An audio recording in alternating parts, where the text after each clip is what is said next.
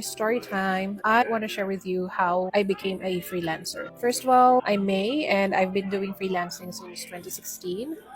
I came from the BPO sector, call center, and I also had an experience with a company, not call center. Back in 2016, I wanted to move to another company because back then I was thinking that there are only two ways to increase your income, right? Number one is to get promoted, which I didn't get. Number two is to move to another company because that's always the case, right? Whenever you move to another company, you get an offer that is higher than your previous company. That's why they ask you for your previous payslips, right?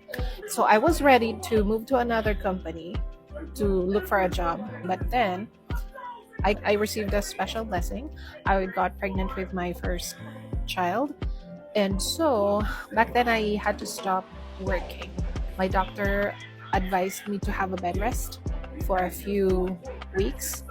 And so instead of going ahead with my plan of moving to another company, I looked for jobs online. It's not new to me working online because prior to 2016, I already had an account with Upwork.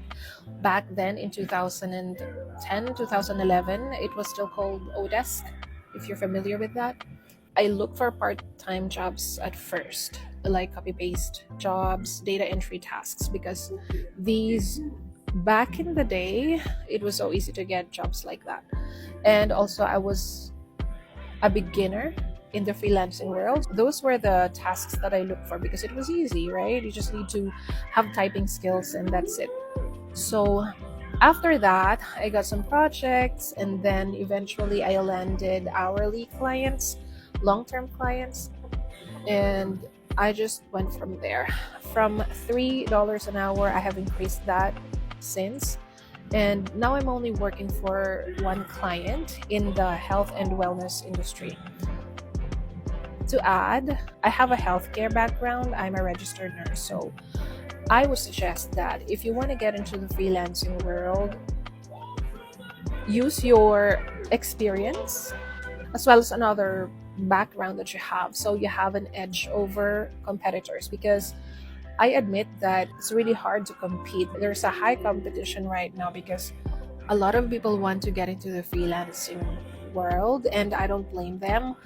Personally, I have experienced a lot of freedoms working online. So I have time freedom, I don't have a schedule, I don't have a time tracker. I can work whenever I want, I don't have a schedule. I don't need to make calls or receive calls. I only have a 15 to 20-minute meeting with my client every week. I can work anywhere. I can go on vacation without asking for anyone's approval, like in call centers. I know how hard it is in call center. They lure you during employment that, oh, we have 15 vacation leaves every year, PTO, paid time off, or 30 vacation leaves. But then when you do want to get a vacation, it's really hard to apply for that. I would even call it begging for a PTO. Now, it may differ from company to company, but back in the day, I can talk more about it next time. I am just so thankful that I got into freelancing and to be able to have this kind of freedom. I am with my family 24/7. I'm able to do household chores. I am able to earn money while still at home. I don't need to go out and survive traffic or flood.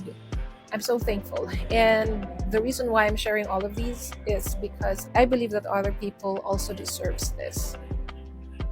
So if you feel like you're stuck in a 9 to 5 and if you want to get into the freelancing industry, I suggest while you're still employed in your 9 to 5 job, collect evidences or proofs that you are capable of doing your job. For example, if you get awards or commendation, get a proof of that, a screenshot or an email, just to prove that you got that award, and use that as part of your portfolio when you're creating accounts on different platforms like Upwork or onlinejobs.ph or fiverr.com.